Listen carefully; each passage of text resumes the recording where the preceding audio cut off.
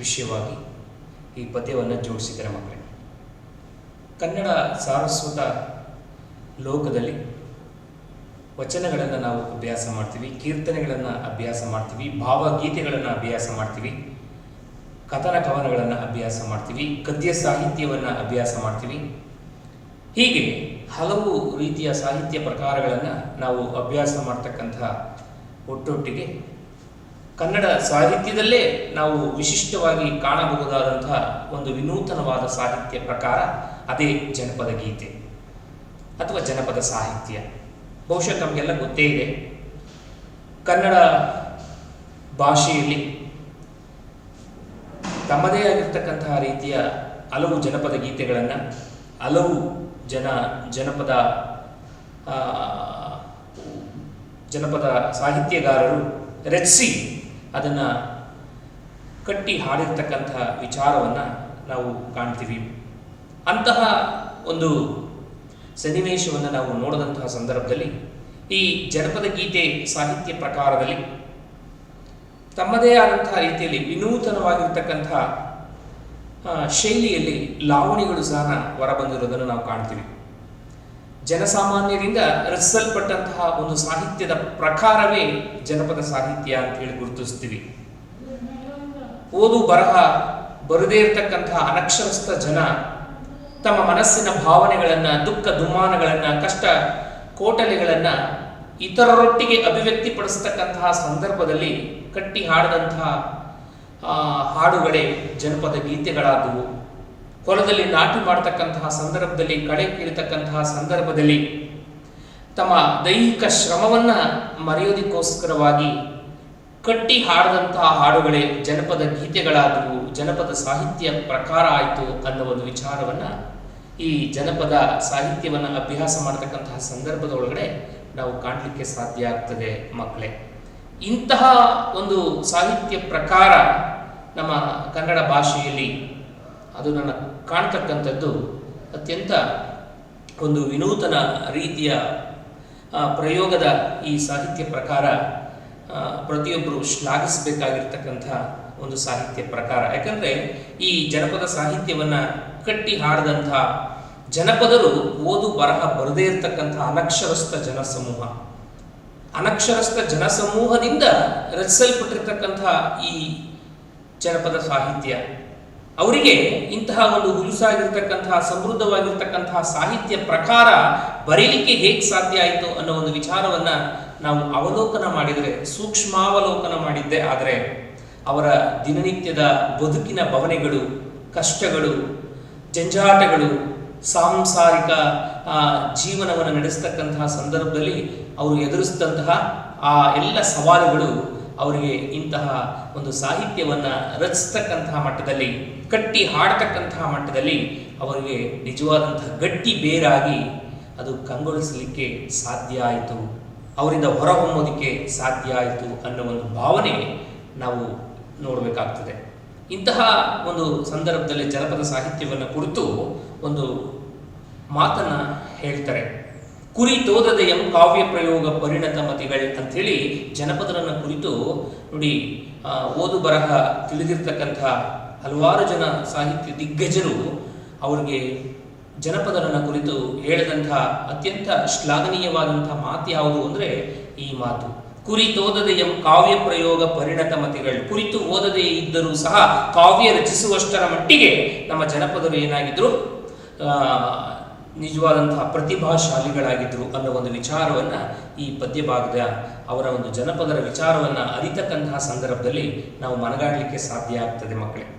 ಇಂತಹ ಹಲವಾರು ಜನಪದ ಪದ್ಯಗಳನ್ನು, ಜನಪದ ಸಾಹಿತ್ಯದ ಪ್ರಕಾರದ ಹಲವು ವಿನೂತನ ಪದ್ಯಗಳನ್ನು ನೀವು ದಿನನಿತ್ಯ ನೋಡ್ತೀರಾ, ಆ ಪದ್ಯಗಳನ್ನು ನೀವು ಅರ್ಥೈಸ್ಕೊಂಡಿರ್ತೀರಾ, ಆ ಪದ್ಯಗಳನ್ನು ನಿಮ್ಮ ಒಂದು ಬಾಯಲ್ಲಿ ಮೆಲುಕು ಹಾಕಿರ್ತೀರಾ. ಇಂತಹ ಒಂದು ಪದ್ಯ ನಿಮಗೆ ಪಠ್ಯ ವಿಷಯದಲ್ಲಿ, ಅದು ವಿಶೇಷವಾಗಿ 10ನೇ ತರಗತಿಯ ತೃತೀಯ ಭಾಷೆ ಕನ್ನಡದಲ್ಲಿ ಜನಪದರನ್ನೇ ಕುರಿತಾಗಿ ಕಟ್ಟಿರ್ತಕ್ಕಂಥ, ಜನಪದರೇ ರಚಿಸಿರ್ತಕ್ಕಂಥ ಒಂದು ಹಾಡು ಅದು ಜನಪದ ಗೀತೆಯಾಗಿ ಹೊರಹೊಮ್ಮಿರ್ತಕ್ಕಂಥದ್ದು. ಅಂತಹ ಒಂದು ಸಾಹಿತ್ಯ ಪ್ರಕಾರಕ್ಕೆ ಉದಾಹರಣೆಯಾಗಿರ್ತಕ್ಕಂಥ ಜನಪದದಿಂದ ರಚಿಸಲ್ಪಟ್ಟಂತಹ ಒಂದು ಪದ್ಯಭಾಗ ಜನಪದ ಗೀತೆ ಎನ್ನುವ ಶೀರ್ಷಿಕೆಯ ಅಡಿಯಲ್ಲಿ ಈ ಪದ್ಯವನ್ನು ನಿಮಗೆ ಪಠ್ಯ ವಿಷಯದಲ್ಲಿ ಅಳವಡಿಸಿದ್ದಾರೆ ಮಕ್ಕಳೇ. ಈ ಪದ್ಯದ ಪ್ರಾರಂಭವನ್ನು ನಾವು ಮಾಡಲಿಕ್ಕಿಂತ ಮುಂಚೆ ಕೃತಿಕಾರರ ಪರಿಚಯ, ಅರ್ಥಾತ್ ಜನಪದ ಸಾಹಿತ್ಯದಲ್ಲಿ ಬರ್ತಕ್ಕಂಥ ಜನಪದರ ಪರಿಚಯ, ಜನಪದರು ಅಂದರೆ ಯಾರು, ಜನಪದ ಗೀತೆ ಅಂದರೆ ಏನು ಅನ್ನೋ ಒಂದು ವಿಚಾರವನ್ನ ಈ ಒಂದು ಕೃತಿಕಾರರ ಪರಿಚಯದ ಒಳಗಡೆ ನಾವು ಮನಗಾಣಲಿಕ್ಕೆ ಸಾಧ್ಯ ಆಗ್ತದೆ ಮಕ್ಕಳೇ. ಕುರಿತೋದದೆಯಂ ಕಾವ್ಯ ಪ್ರಯೋಗ ಪರಿಣತ ಮತಿಗಳಾದ ಕನ್ನಡ ನಾಡಿನ ಅಜ್ಞಾತ ಕವಿಗಳು ರಚಿಸಿದ ಪದ್ಯಗಳೇ ಜನಪದ ಗೀತೆಗಳು. ಈ ಸಾಹಿತ್ಯ ಒಬ್ಬಿಬ್ಬರು ರಚಿಸಿದ ಕೃತಿಯಲ್ಲ, ಇಡೀ ಸಮಾಜದ ಸಮಷ್ಟಿ ಮನಸ್ಸಿನ ಪ್ರತಿಬಿಂಬ. ಜನಪದ ಗೀತೆಗಳು ಅನೇಕ ಪ್ರಕಾರಗಳಲ್ಲಿ ಬಿತ್ತರಗೊಂಡಿವೆ. ಇವು ಎಂತಹವರ ಮನಸ್ಸನ್ನು ಸೂರೆಗೊಳ್ಳುವಂತಹವುಗಳಾಗಿವೆ. ಜನಪದ ಗೀತೆಗಳನ್ನು ಉಳಿಸಿ ಬೆಳೆಸುವ, ಮುಂದಿನ ಪೀಳಿಗೆಗೆ ವರ್ಗಾಯಿಸುವ ಕಾರ್ಯ ನಿರಂತರವಾಗಿ ಆಗಬೇಕಿದೆ. ಈ ದಿಕ್ಕಿನಲ್ಲಿ ಅನೇಕರು ಸಂಗ್ರಹಿಸಿ ಪ್ರಚಾರಗೊಳಿಸುವ ಕೈಂಕರ್ಯದಲ್ಲಿ ಸದಾ ನಿರತರಾಗಿದ್ದಾರೆ. ಸಮೃದ್ಧವಾಗಿ ಮಳೆ ಬೆಳೆಯಾಗಿ ಎಲ್ಲರೂ ಸುಖವಾಗಿರಲಿ, ಲೋಕ ಸಮಸ್ತ ಸುಖಿನ ಭವಂತು ಎಂಬ ಸದಾಶಯ ಈ ಜನಪದ ಗೀತೆಯಲ್ಲಿ ನಾವು ಇರುವ ನೀತಿಯನ್ನ ನಾವು ಕಾಣಲಿಕ್ಕೆ ಸಾಧ್ಯ ಆಗ್ತದೆ.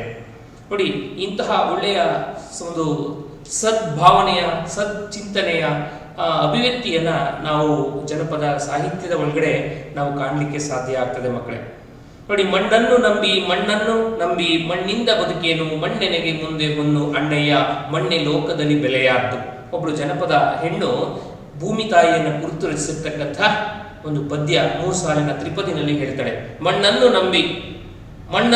ನಾನು ನಂಬಿ ಬದುಕ್ತಾ ಇದ್ದೀನಿ, ಮಣ್ಣೆನೆಗೆ ಮುಂದೆ ಹೊನ್ನು. ಆ ಮಣ್ಣನ್ನ ಯಾರು ಗೌರವಿಸ್ತಾರೋ, ಭೂಮಿ ತಾಯಿಯನ್ನು ಯಾರು ತಾಯಿಯ ಸ್ಥಾನದಲ್ಲಿ ಇಟ್ಟು ಆ ಕೃಷಿಯನ್ನ ಮಾಡ್ತಾರೋ, ಆ ಭೂಮಿ ತಾಯಿ ಏನ್ ಮಾಡ್ತಾಳೆ, ಒಂದನ್ನು ಕರುಣಿಸೋದಿಕ್ಕೆ ಸಾಧ್ಯ ಆಗ್ತದೆ.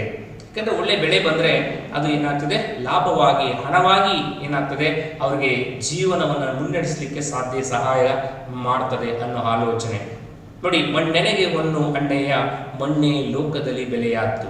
ನೋಡಿ, ನಿಜವಾದಂತಹ ಬೆಲೆಯುಳ್ಳದ್ದು ಯಾವುದು ಅಂದ್ರೆ ನಾವು ಬಚ್ಚಿಟ್ಕೊಂಡಿರ್ತಕ್ಕಂಥ ಅಥವಾ ನಾವು ಕೂಡಿರ್ತಕ್ಕಂತಹ ಹಣ ಅಲ್ಲ. ಅದು ಇವತ್ತು ನಾಳೆನೋ ಯಾರೋ ಇನ್ನೊಬ್ರು ಏನ್ ಮಾಡ್ಬೋದು, ಕಸಿದ್ಕೊಂಡು ಹೋಗ್ಬೋದು. ಆದ್ರೆ ನಾವು ಇಟ್ಕೊಂಡಿರ್ತಕ್ಕಂಥ ಅಥವಾ ನಾವು ನಂಬ್ಕೊಂಡಿರ್ತಕ್ಕಂಥ ನೋಡಿ, ಆ ಭೂಮಿ ತಾಯಿ ಇದೆಯಲ್ಲ, ಆ ಭೂಮಿ ತಾಯಿ ನಿಜವಾದಂತಹ ರೀತಿಯಲ್ಲಿ ಹೊನ್ನಿನ ಕಳಶಪ್ರಾಯಳು.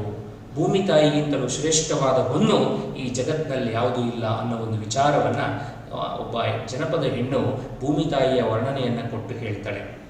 ನೋಡಿ, ಇಂತಹ ಹಲವು ಪದ್ಯಗಳನ್ನ 3 ಸಾಲಿನ ತ್ರಿಪದಿಗಳನ್ನ ಜನಪದ ಸಾಹಿತ್ಯದಲ್ಲಿ ನಾವು ಕಂಡಂಥ ಸಂದರ್ಭದ ಒಳಗಡೆ ಎಂತಹ ಮೌಲ್ಯವನ್ನ, ನಿಜವಾದಂತಹ ಬದುಕಿನ ಒಂದು ಅರ್ಥೈಸುವಿಕೆಯನ್ನ ಅಂತಹ ಪದ್ಯಗಳನ್ನು ಓದಂಥ ಸಂದರ್ಭದಲ್ಲಿ ನಾವು ಮನಗಾಣಲಿಕ್ಕೆ ಸಾಧ್ಯ ಆಗ್ತದೆ ಮಕ್ಕಳೇ.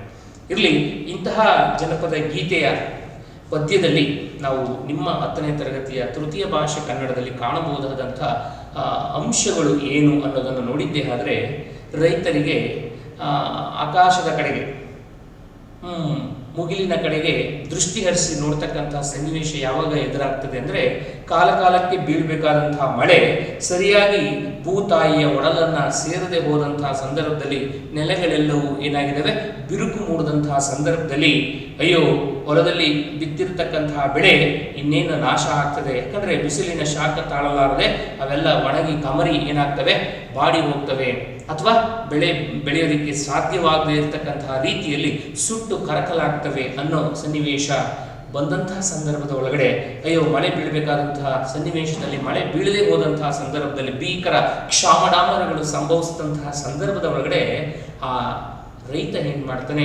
ಮುಗಿಲಿನ ಕಡೆಗೆ ದೃಷ್ಟಿಯನ್ನು ಹರಿಸಿ, ಅಯ್ಯೋ ಮಳೆರಾಯ, ಕಾಲಕಾಲಕ್ಕೆ ಬೀಳಬೇಕಾದಂತಹ ಮಳೆರಾಯ, ನೀನು ಯಾಕೆ ನನ್ನ ಮೇಲೆ ಮುನಿಸನ್ನ ಮಾಡ್ಕೊಂಡಿದೀಯಾ, ಭೂಮಿ ತಾಯಿಯ ಮೇಲೆ ಯಾಕೆ ನೀನು ಮುನಿಸನ್ನ ತೋರ್ತಾ ಇದೀಯಾ, ನೀನೇನಾದರೂ ಸರಿಯಾಗಿ ಕಾಲಕಾಲಕ್ಕೆ ಬೀಳಬೇಕಾದಂತಹ ಮಳೆರಾಯ ನೀನು ಬೀಳದೆ ಹೋದರೆ ಈ ಭೂಮಿ ತಾಯಿಯ ನಂಬ್ಕೊಂಡಿರ್ತಕ್ಕಂತಹ ನನ್ನಂತಹ ಹಲವಾರು ಜನ ರೈತರು ಏನಾಗ್ತಾರೆ, ಇವತ್ತು ಆತ್ಮಹತ್ಯೆ ಮಾಡ್ಕೊಳ್ತಕ್ಕಂತಹ ಸನ್ನಿವೇಶವನ್ನ ಎದುರು ನೋಡಬೇಕಾಗ್ತದೆ. ಅದಕ್ಕೋಸ್ಕರವಾಗಿ ಮಳೆರಾಯ, ನನ್ನ ಕಷ್ಟವನ್ನು ನೀನು ಅರಿವು ಮಾಡಿಕೊಂಡು ಅರ್ಥೈಸಿಕೊಂಡು ಕಾಲಕ್ಕೆ ಮಳೆಯನ್ನು ಸುರಿಸು ಅಂತೇಳಿ ಆ ಮಳೆರಾಯನನ್ನ ಕುರಿತು ಪ್ರಾರ್ಥಿಸ್ತಕ್ಕಂತಹ ಒಂದು ಸನ್ನಿವೇಶ. ಯಾಕಂದರೆ ಮಳೆ ಸರಿಯಾಗಿ ಕಾಲಕ್ಕೆ ಬೀಳದೆ ಹೋದರೆ ಭೂಮಿಗೆ ಆ ಬೆಳೆಯನ್ನು ಬೆಳೀಲಿಕ್ಕೆ ಸಾಧ್ಯ ಇಲ್ಲ. ಭೂಮಿ ತಾಯಿ ಏನಾಗ್ತಾಳೆ ನೋಡಿ, ಯಾವುದೇ ರೀತಿಯ ಬೆಳೆಯನ್ನು ಕೊಡದೇ ಇರತಕ್ಕಂತಹ ಬಂಜೆಯಾಗ್ತಾಳೆ.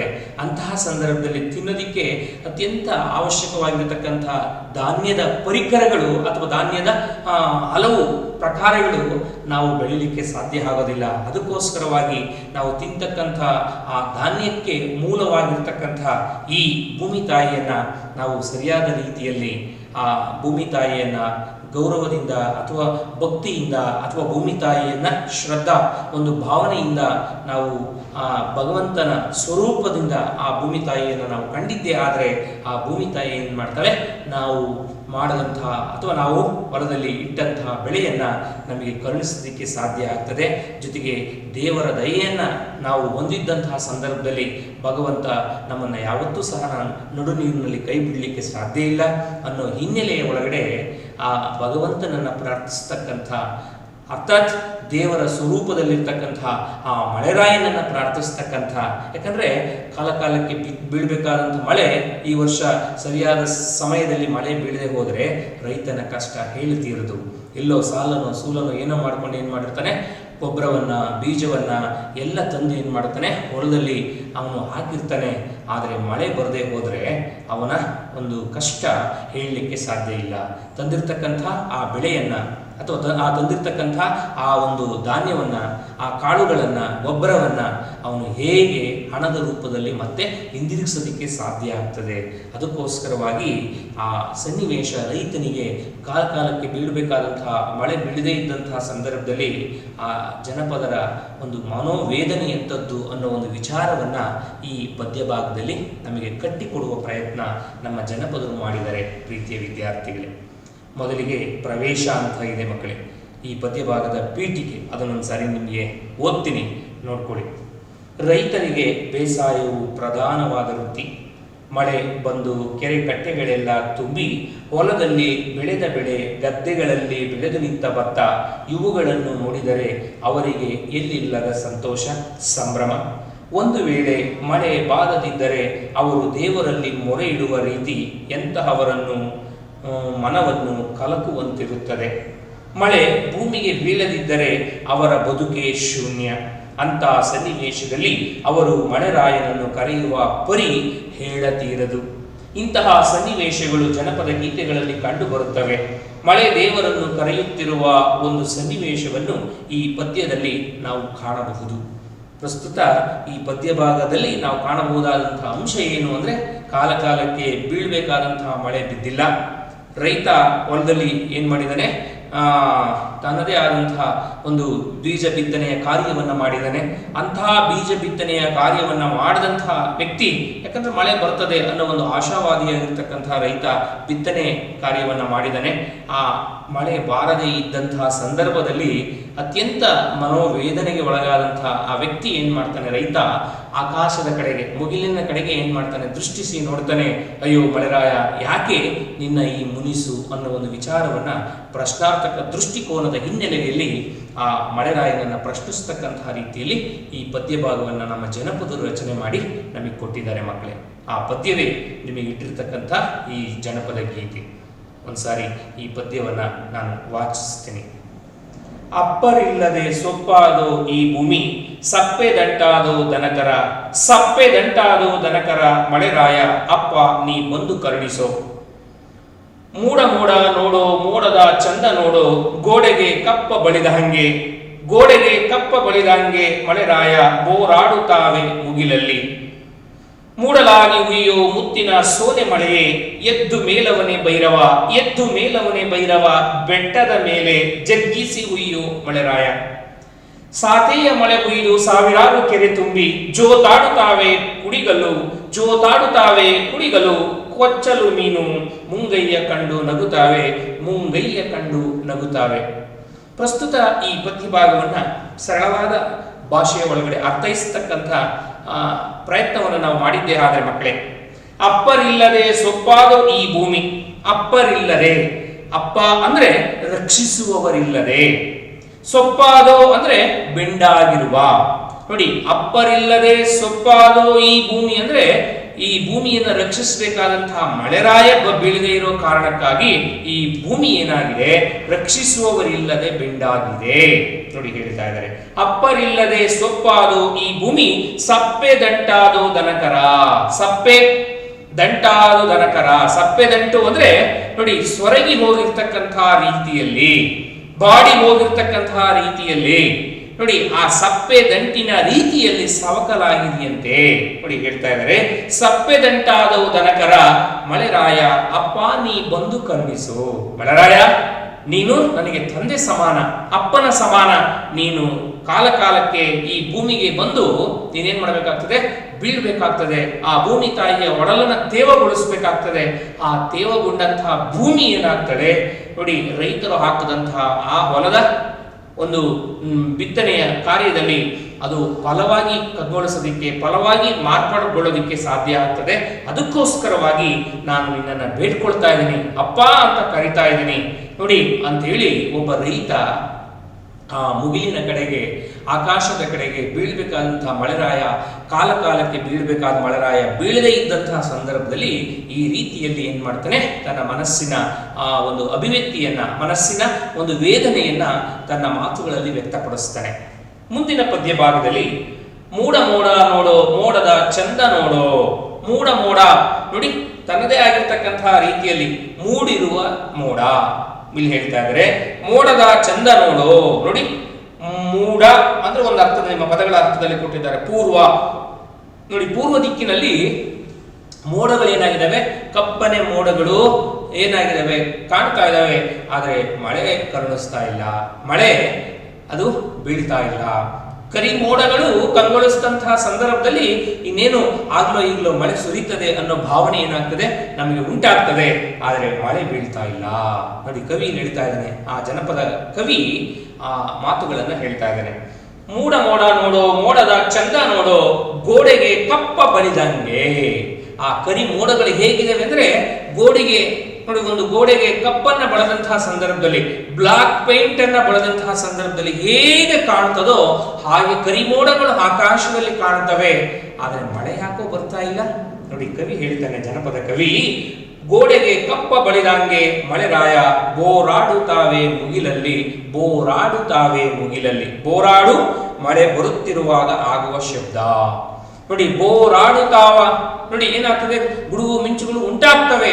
ಆದರೆ ಗುಡುಗು ಮಿಂಚುಗಳು ಉಂಟಾಗಿ ಅದೇನಾಗ್ತದೆ, ಮೋಡಗಳು ನೋಡಿ ಗಾಳಿಗೆ ಏನಾಗ್ತವೆ, ಮುಂದಕ್ಕೆ ಹೋಗ್ತವೆ. ಇಂತಹ ಸಂದರ್ಭದೊಳಗಡೆ ಆ ಕಾಲಕ್ಕೆ ಬೀಳಬೇಕಾದಂತಹ ಮಳೆ ಆ ಬೀಳದೇ ಇದ್ದಂತಹ ಸಂದರ್ಭದಲ್ಲಿ ಮೋಡ ಮಳೆ ಬರುವ ರೀತಿಯಲ್ಲಿ ಏನಾಗ್ತದೆ, ಕಾಣ್ತದೆ. ಕಪ್ಪನೆ ಮೋಡಗಳು ಆಕಾಶದಲ್ಲಿ ಗರಿಗೆದರ್ತವೆ, ಕಂಗೊಳಿಸ್ತವೆ. ಆದರೆ ಮಳೆ ಮಾತ್ರ ಬೀಳ್ತಾ ಇಲ್ಲ. ಬೋರಾಡುತ್ತಾವೆ. ಬೋರಾಡುತ್ತಾವೆ ಅಂದ್ರೆ ಮಳೆ ಬರುವ ಮುನ್ಸೂಚನೆಯನ್ನ ನಮಗೆ ಉಂಟು ಮಾಡ್ತವೆ. ಆದರೆ ಮಳೆ ಬೀಳ್ತಾ ಇಲ್ವಲ್ಲೋ ಅಂತೇಳಿ ಆ ಮಳೆರಾಯನನ್ನ ಕುರಿತು ರೈತ ಈ ಪದ್ಯ ಭಾಗದಲ್ಲಿ ಪ್ರಶ್ನಿಸ್ತಾನೆ. ಮುಂದೆ ಹೇಳ್ತಾರೆ, ಮೂಡಲಾಗಿ ಹುಯ್ಯೋ ಮುತ್ತಿನ ಸೋನೆ ಮಳೆಯೇ ಎದ್ದು ಮೇಲವನೇ ಭೈರವ. ಮೂಡಲಾಗಿ ಹುಯ್ಯೋ, ಹುಯ್ಯೋ ಅಂದ್ರೆ ಸುರಿ ಅಂತ ಅರ್ಥ. ಮೂಡಲಾಗಿ ಅಂದ್ರೆ ಪೂರ್ವ ದಿಕ್ಕಿನಲ್ಲೇ ಸುರಿ. ಯಾಕಂದ್ರೆ ಪೂರ್ವ ದಿಕ್ಕಿನಲ್ಲಿ ನನ್ನ ಹೊಲ ಇದೆ, ಗದ್ದೆ ಇದೆ, ತೋಟ ಇದೆ. ಮಳೆಗಾಗಿ ನಾನು ಏನ್ ಮಾಡ್ತಾ ಇದ್ದೇನೆ, ಕಾಯ್ತಾ ಇದ್ದೇನೆ. ಅದಕ್ಕೆ ಆ ಜನಪದ ಆ ಕವಿ ಆ ಮಾತುಗಳಲ್ಲಿ ವ್ಯಕ್ತಪಡಿಸ್ತಾನೆ. ಮೂಡಲಾಗಿ ಹುಯ್ಯೋ ಮುತ್ತಿನ ಸೋನೆ ಮಳೆಯೇ. ಸೋನೆ ನೋಡಿ, ನಿಮ್ಮ ಪದಗಳ ಅರ್ಥದಲ್ಲೇ ಕೊಟ್ಟಿದ್ದಾರೆ, ತುಂತುರು ಮಳೆ. ನೋಡಿ, ಜಿನಿ ಜಿನಿ ಮಳೆಯಾದರೂ ಬಿದ್ದರೆ ನಾನು ಹೊಲದಲ್ಲಿ ಹಾಕಿರ್ತಕ್ಕಂತಹ ಆ ಬಿತ್ತನೆಯ ಬೀಜ ಏನಾಗ್ತದೆ, ಅದು ಕೆಲವು ದಿನಗಳ ತರುವಾಯ ಅದೇನಾಗ್ತದೆ, ಅದು ಕುಡಿ ಒಡೆದು ಅದು ಫಲವಾಗಿ ಕಂಗೊಳಿಸಲಿಕ್ಕೆ, ಬೆಳೆಯಾಗಿ ನಮಗೆ ಹಣವನ್ನು ತಂದುಕೊಡ್ಲಿಕ್ಕೆ, ಹೊನ್ನನ್ನು ತಂದುಕೊಡ್ಲಿಕ್ಕೆ ಸಾಧ್ಯ ಆಗ್ತದೆ. ಅದಕ್ಕೋಸ್ಕರವಾಗಿ ಮೂಡಲಾಗಿ ಹುಯ್ಯು ಮುತ್ತಿನ ಸೋನೆ ಮಳೆಯೇ ಎದ್ದು ಮೇಲವನೇ ಭೈರವ. ಎದ್ದು ಮೇಲವನೇ ಭೈರವ. ನಿಜವಾಗಿರ್ತಕ್ಕಂಥ ನನ್ನ ದೈವ, ನನ್ನ ಭೈರವ ಎಲ್ಲಿದ್ದಾನೆ ಅಂದ್ರೆ ನೋಡಿ, ಆಕಾಶದಲ್ಲಿದ್ದಾನೆ. ಮೋಡದ ರೂಪದಲ್ಲಿ ಅವನು ಕಾಣ್ತಾ ಇದ್ದಾನೆ. ಅವನು ನಿಜವಾದಂತಹ ರೀತಿಯಲ್ಲಿ, ಸರಿಯಾದ ರೀತಿಯಲ್ಲಿ ಅರ್ಥೈಸಿಕೊಂಡಿದ್ದೇ ಆದರೆ ಅವನು ಮಳೆಯ ರೂಪದಲ್ಲಿ ಏನಾಗ್ತದೆ, ಈ ಭೂಮಿಗೆ ಸುರಿಯೋದಿಕ್ಕೆ ಸಾಧ್ಯ ಆಗ್ತದೆ. ಅದಕ್ಕೋಸ್ಕರವಾಗಿ ಎದ್ದು ಮೇಲವನೇ ಭೈರವ, ಬೆಟ್ಟಾದ ಮೇಲೆ ಜಗ್ಗಿಸಿ ಹುಯ್ಯು ಮಳೆರಾಯ. ಬೆಟ್ಟದ ಮೇಲೆ ಜಗ್ಗಿಸಿ ಹುಯ್ಯು ಅಂದ್ರೆ ರಭಸವಾಗಿ ಸುರಿ ಮಳೆರಾಯ. ಮಳೆ ಬಿದ್ದಂತಹ ಸಂದರ್ಭದಲ್ಲಿ ಏನಾಗ್ತದೆ, ಇಡೀ ಭೂಮಂಡಲ ಎಲ್ಲ ಏನಾಗ್ತದೆ, ಹಚ್ಚ ಹಸಿರಿನಿಂದ ಕಂಗೊಳಿಸಲಿಕ್ಕೆ ಸಾಧ್ಯ ಆಗ್ತದೆ, ಭೂಮಿ ತಂಪಾಗಲಿಕ್ಕೆ ತೇವಗೊಳ್ಳಲಿಕ್ಕೆ ಸಾಧ್ಯ ಆಗ್ತದೆ ಅನ್ನೋ ಒಂದು ಆಲೋಚನೆ ಈ ಮಾತುಗಳಲ್ಲಿ ವ್ಯಕ್ತ ಆಗ್ತದೆ.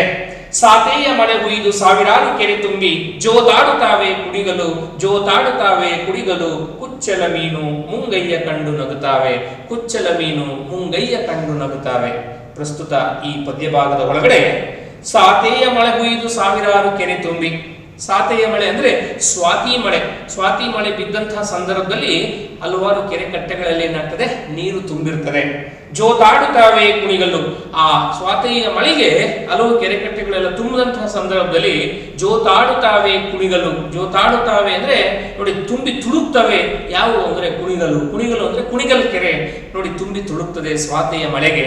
ಅಂತಹ ಸಂದರ್ಭದ ಒಳಗಡೆ ಆ ಕುಣಿಗಲ್ ಕೆರೆ ಒಳಗಡೆ ಕುಚ್ಚಲ ಮೀನು ಮುಂಗಯ್ಯ ಕಂಡು ನಗುತ್ತಾವೆ. ಕುಚ್ಚಲ ಮೀನು ಒಂದು ಜಾತಿಯ ಮೀನು ಆ ಕೆರೆಯ ನೀರಿನಲ್ಲಿ ಏನ್ ಮಾಡ್ತವೆ, ಅವು ನೋಡಿ ವಾಸಿಸೋದಿಕ್ಕೆ ಜೀವವನ್ನ ಅವರು ಆ ಮೀನುಗಳು ಹೊಂದಿ ಹಲವು ದಿನಗಳ ಕಾಲ ಅಂದ್ರೆ ಕೆರೆಯಲ್ಲಿ ನೀರಿರ್ತಕ್ಕಂತಹ ಕಾಲದ ಅವಧಿಯಲ್ಲಿ ಅವು ಸಂತಾನಾಭಿವೃದ್ಧಿಯನ್ನ ಮಾಡ್ಕೊಳ್ಳಿಕ್ಕೆ ಸಾಧ್ಯ ಆಗ್ತದೆ ಅನ್ನೋ ಒಂದು ವಿಚಾರವನ್ನ ಆ ಕುಚ್ಚಲ ಮೀನು ಮುಂಗೈಯ ಕಂಡು ನಗುತ್ತಾವೆ. ಮುಂಗೈ ನೋಡಿ, ಯಾರು ಆ ಮೀನು ಹಿಡಿತಕ್ಕಂತಹ ಬೆಸ್ತನನ್ನ, ಬಲೆ ಬೀಸ್ತಕ್ಕಂತಹ ಬೆಸ್ತನನ್ನ ನೋಡಿ, ಆ ಮುಂಗೈಯನ್ನ ಕಂಡು ನಾನು ನೀನು ಬೀಸಿದಂತಹ ಬಲೆ ಒಳಗಡೆ ಸಿಕ್ಕಾಕೊಳ್ಳೋದಿಲ್ಲ ಅಂತ ಹೇಳಿ ಅವೇನ್ ಮಾಡ್ತವೆ, ಕೆರೆ ಆ ಕುಣಿಗಲ್ ಕೆರೆಯ ಒಳಗಡೆ ನೀರಿನಲ್ಲಿ ಅವೇನ್ ಮಾಡ್ತವೆ, ಅವು ತಮ್ಮ ಓಟವನ್ನ ಮಾಡ್ತವೆ ಅನ್ನೋ ಒಂದು ವಿಚಾರವನ್ನ ಬೀಸಿದಂಥ ಆ ಬೆಸ್ತನ ಬಲೆಗೆ, ಆ ಬೆಸ್ತನ ಮುಂಗೈಗೆ ಸಿಗದೇ ಇರತಕ್ಕಂತಹ ರೀತಿಯಲ್ಲಿ ಅವು ಏನಾಗ್ತವೆ, ಓಡಿ ಹೋಗ್ತವೆ ಅನ್ನೋ ಒಂದು ವಿಚಾರವನ್ನ, ಹಿಂದೆ ಸರಿತವೆ ಅನ್ನೋ ಒಂದು ವಿಚಾರವನ್ನ ಈ ಪದ್ಯ ಭಾಗದಲ್ಲಿ ನಮ್ಮ ಜನಪದರು ಹೇಳ್ತಾರೆ ಮಕ್ಕಳೇ. ಮುಂಗೈ ಕೈಯ ಪ್ಲಸ್ ಮುಂದು ಮುಂಗೈ ಅಂಶಿ ಸಮಾಸಕ್ಕೆ ಉದಾಹರಣೆಯಾಗಿರ್ತಕ್ಕಂಥ ಪದವಿದು ಅನ್ನೋ ಒಂದು ವಿಚಾರ. ಹೀಗೆ ನಮ್ಮ ಜನಪದ ಸಾಹಿತ್ಯದ ಒಳಗಡೆ ಆ ಮಳೆರಾಯನನ್ನ ಪ್ರಾರ್ಥಿಸ್ತಕ್ಕಂಥ ಬಗೆ ಹೇಗೆ ಅನ್ನೋ ಒಂದು ವಿಚಾರವನ್ನ ಅತ್ಯಂತ ಸರಳವಾದಂತಹ ಭಾಷೆ ಒಳಗಡೆ ಓದುಗರಿಗೆ ಅರ್ಥೈಸ್ತಕ್ಕಂತಹ ಹಿನ್ನೆಲೆಯಲ್ಲಿ, ಸರಳವಾಗಿರ್ತಕ್ಕಂತಹ ರೀತಿಯಲ್ಲಿ ಆ ಮಳೆರಾಯನನ್ನ ಪ್ರಾರ್ಥಿಸ್ತಕ್ಕಂಥ ಹಿನ್ನೆಲೆಯಲ್ಲಿ ಬಂದಿರತಕ್ಕಂತಹ ಪದ್ಯ ಭಾಗವೇ ನಿಮಗೆ ಈ ಜನಪದ ಗೀತೆ ಅನ್ನೋ ಒಂದು ವಿಚಾರವನ್ನ, ಮಳೆರಾಯನನ್ನ ಒಬ್ಬ ರೈತ ಕಾಲಕಾಲಕ್ಕೆ ಬೀಳಬೇಕಾದ ಮಳೆರಾಯ ಬೀಳದೇ ಇದ್ದಂತಹ ಸಂದರ್ಭದಲ್ಲಿ ಆ ಮಳೆಯನ್ನು ಕುರಿತು ಪ್ರಾರ್ಥಿಸ್ತಕ್ಕಂತಹ ಹಿನ್ನೆಲೆಯಲ್ಲಿ ಮೂಡಿ ಬಂದಿರತಕ್ಕಂತಹ ಕವಿತೆ ಈ ಪದ್ಯಭಾಗ, ಜನಪದ ಗೀತೆ ಅಂತಕ್ಕಂತಹ ಪದ್ಯಭಾಗ. ಈ ಜನಪದ ಗೀತೆ ಪದ್ಯಭಾಗದಲ್ಲಿ ರೈತನ ಮನೋವೇದನೆಯನ್ನ ಅತ್ಯಂತ ಒಂದು ವಾಸ್ತವದ ನೆಲೆಗಟ್ಟಿನ ಹಿನ್ನೆಲೆಯಲ್ಲಿ ನಮ್ಮ ಜನಪದರು ಕಟ್ಟಿಕೊಡುವ ಪ್ರಯತ್ನವನ್ನ ಮಾಡಿದ್ದಾರೆ. ಪ್ರತಿಯೊಬ್ಬರಿಗೂ ಮಳೆಯ ಒಂದು ಅವಶ್ಯಕತೆ, ಅನಿವಾರ್ಯತೆ ಎಷ್ಟಿರುತ್ತದೆ ಅನ್ನೋ ಒಂದು ವಿಚಾರ. ಯಾಕಂದ್ರೆ ಮಳೆ ಕಾಲಕ್ಕೆ ಬೀಳದೆ ಹೋದ್ರೆ ಭೂಮಿ ತಾಯಿ ಏನಾಗ್ತಾಳೆ, ಬಂಜೆಯಾಗ್ತಾಳೆ, ಫಲ ಕೊಡದೇ ಇರ್ತಕ್ಕಂತಹ ರೀತಿಯಲ್ಲಿ ಬಂಜೆಯಾಗ್ತಾಳೆ. ಅಂತಹ ಸಂದರ್ಭದ ಒಳಗಡೆ ಕಾಲಕ್ಕೆ ಬೀಳಬೇಕಾದ ಮಳೆ ಬೀಳದೆ ಹೋದ್ರೆ ಭೂಮಿ ತಾಯಿಯ ನೋಡಿ ಅಂತರ್ಜಲ ಏನಾಗ್ತದೆ, ಕುಸಿತವನ್ನ ಕಾಣ್ಲಿಕ್ಕೆ ಸಾಧ್ಯ ಆಗ್ತದೆ. ಕುಡಿಯೋದಿಕ್ಕೆ ನೀರು ಸಿಗದೆ ಇರತಕ್ಕಂತಹ ರೀತಿಯಲ್ಲಿ ನೋಡಿ, ಬೆಳೆ ಬೆಳೆಯೋದಿಕ್ಕೆ ಆಗದೇ ಇರತಕ್ಕಂತಹ ರೀತಿಯಲ್ಲಿ ನೋಡಿ ಬಂಜೆಯಾಗ್ತಾಳೆ ಯಾವ ನಮ್ಮ ಭೂಮಿ ತಾಯಿ. ಅದಕ್ಕೋಸ್ಕರವಾಗಿ ಭೂಮಿಯ ಮೇಲಿರ್ತಕ್ಕಂತಹ ಚರಾಚರ ಜೀವಿಗಳಿಗೆ, ಕ್ರಿಮಿ ಕೀಟ ಆದಿಯಾಗಿ ನೋಡಿ ಮನುಷ್ಯನಾದಿಯಾಗಿ ಎಲ್ರಿಗೂ ಅತ್ಯಂತ ಅವಶ್ಯಕವಾಗಿ ಬೇಕಾದ್ದು ಏನು ಅಂದ್ರೆ ನೋಡಿ ಈ ನೀರು ಅನ್ನೋ ಒಂದು ವಿಚಾರವನ್ನು ಒಂದ್ ಕಡೆ ಜ್ಞಾನಿಗಳು, ತತ್ವಜ್ಞಾನಿಗಳು ಒಂದ್ ಕಡೆ ಹೇಳ್ತಾರೆ. ಏನ್ ಹೇಳ್ತಾರೆ ಅಂದ್ರೆ ಪಂಚಭೂತಗಳನ್ನ ಯಾವೊಬ್ಬ ವ್ಯಕ್ತಿಯೂ ಸಹ ನೋಡಿ ಧಿಕ್ಕರಿಸಿ ಬದುಕೋದಿಕ್ಕೆ ಸಾಧ್ಯ ಇಲ್ಲ. ಹಾಗಾದ್ರೆ ಆ ಪಂಚಭೂತಗಳು ಯಾವುವು? 5 ಪಂಚಭೂತಗಳು ಯಾವುವು ನೋಡಿ? ಭೂಮಿ, ಆಕಾಶ, ಗಾಳಿ, ನೀರು, ಅಗ್ನಿ. ನಾವು ವಾಸ ಮಾಡ್ಲಿಕ್ಕೆ ಭೂಮಿ ಬೇಕೇ ಬೇಕು, ಕುಡಿಲಿಕ್ಕೆ ನೀರು ಬೇಕೇ ಬೇಕು. ನೋಡಿ ಆಕಾಶದಿಂದ ಮಳೆರಾಯ ಮಳೆಯನ್ನ ಹೊತ್ತು ಈ ಭೂಮಿಗೆ ತರಲೇಬೇಕಾಗ್ತದೆ. ನೋಡಿ ಆಹಾರವನ್ನು ಬೇಯಿಸಿ ತಿನ್ನಬೇಕಾದ್ರೆ ಅಗ್ನಿಯ ಅವಶ್ಯಕತೆ ಬೇಕೇ ಬೇಕಾಗ್ತದೆ.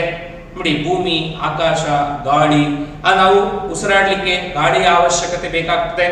ನೋಡಿ ಗಾಳಿ ಏನಾದರೂ ಸರಿಯಾದ ರೀತಿಯಲ್ಲಿ ನೋಡಿ ಆಕ್ಸಿಜನ್ ಕೊರತೆ ಉಂಟಾದಂತಹ ಸಂದರ್ಭದಲ್ಲಿ ವ್ಯಕ್ತಿಯ ಪ್ರಾಣಕ್ಕೆ ಏನಾಗ್ತದೆ, ಸಂಚಕಾರವನ್ನ ತಂದೊಡ್ತದೆ, ಅಪಾಯವನ್ನ ತಂದೊಡ್ತದೆ.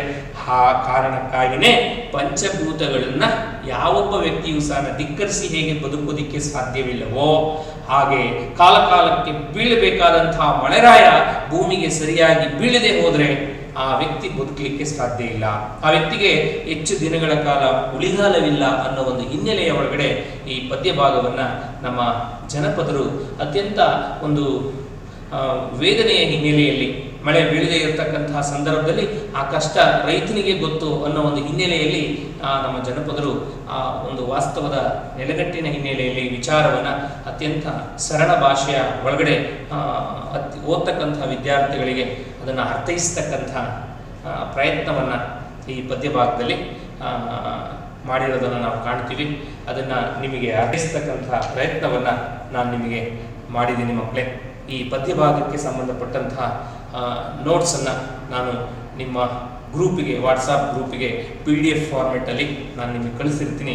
ಅದನ್ನು ನಿಮ್ಮ ಕ್ಲಾಸ್ ವರ್ಕಲ್ಲಿ ನೀವು ಬರ್ಕೊಳ್ತಕ್ಕಂತಹ ಪ್ರಯತ್ನವನ್ನು ಮಾಡಿ ಅಂತ ಹೇಳ್ತಾ, ಜನಪದ ಗೀತೆ ಜನಸಾಮಾನ್ಯರಿಂದ ರಚಿಸಲ್ಪಟ್ಟಂತಹ ಗೀತೆ, ಜನಪದರನ್ನು ಕುರಿತು ಹೇಳಿದಂಥ ಹಿರಿಯರ ಮಾತು ಎಂಥದ್ದು ಅಂದರೆ, ಕುರಿತು ಓದದೆ ಕಾವ್ಯ ಪ್ರಯೋಗ ಪರಿಣತ ಮತಿಗಳು ಅಂಥೇಳಿ, ಕುರಿತು ಓದದೇ ಇದ್ದರೂ ಸಹ ಕಾವ್ಯವನ್ನು ರಚಿಸುವಷ್ಟರ ಮಟ್ಟಿಗೆ ಜನಪದರು ಏನಾಗಿದ್ದರು, ಜ್ಞಾನಿಗಳಾಗಿದ್ದರು, ಬುದ್ಧಿವಂತರಾಗಿದ್ದರು, ಪ್ರತಿಭಾಶಾಲಿಗಳಾಗಿದ್ದರು ಅನ್ನೋ ಒಂದು ವಿಚಾರವನ್ನು ನಾವು ಇವರ ಒಂದು ಸಾಹಿತ್ಯವನ್ನು ಓದಂಥ ಸಂದರ್ಭದಲ್ಲಿ ಆ ಮೌಲ್ಯದ ಆಧಾರದ ಮೇಲೆ ನಮ್ಮ ಶಿಷ್ಟ ಸಾಹಿತ್ಯದ ಹಲವಾರು ಜನ ಸಾಹಿತ್ಯದ ದಿಗ್ಗಜರು ಇವರಿಗೆ ಕೊಟ್ಟಿರ್ತಕ್ಕಂಥ ನಾಮಧೇಯ ಕುರಿತೋದದೆಯಂ ಕಾವ್ಯ ಪ್ರಯೋಗ ಪರಿಣತ ಮತಿಗಳು. ಕುರಿತು ಓದದೇ ಇದ್ದರೂ ಕಾವ್ಯವನ್ನು ರಚಿಸುವುದರಲ್ಲಿ ಪರಿಣಿತರು, ಬುದ್ಧಿವಂತರಾಗಿದ್ದರು ನಮ್ಮ ಜನಪದರು ಅನ್ನೋ ಒಂದು ವಿಚಾರವನ್ನು ಹೇಳ್ತಾ, ಈ ಪದ್ಯ ಭಾಗವನ್ನು ನೀವು ಅರ್ಥೈಸ್ಕೊಂಡಿದ್ದೀರಾ, ಅರ್ಥ ಮಾಡ್ಕೊಂಡಿದ್ದೀರಾ ಅಂಥೇಳಿ ನಾನು ಹೇಳ್ತಾ ಇಲ್ಲಿಗೆ ಈ ಪದ್ಯವನ್ನು ಮುಗಿಸ್ತಾ ಇದ್ದೀನಿ ಮಕ್ಕಳೇ. ಪದ್ಯ ಆಲಿಸಿದಂಥ ಎಲ್ಲ ತೃತೀಯ ಭಾಷೆ ಕನ್ನಡದ 10ನೇ ತರಗತಿಯ ಮಕ್ಕಳಿಗೆ ತುಂಬು ಹೃದಯದ ವಂದನೆಗಳು.